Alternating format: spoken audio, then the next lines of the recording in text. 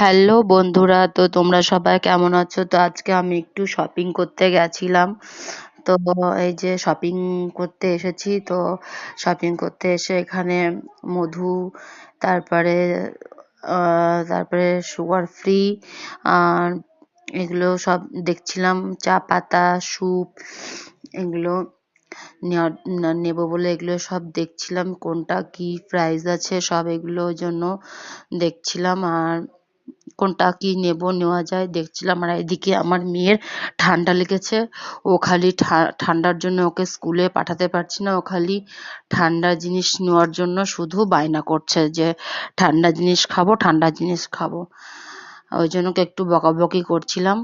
আর এদিকে আমার শপিং করার পরে এদিকে গোপু সোনার জন্য সোয়েটার, গরম জামা নিতে চলে এসেছিলাম দোকানে। গোপু সোনার জন্য শীত পড়ে গেছে। গোপু সোনার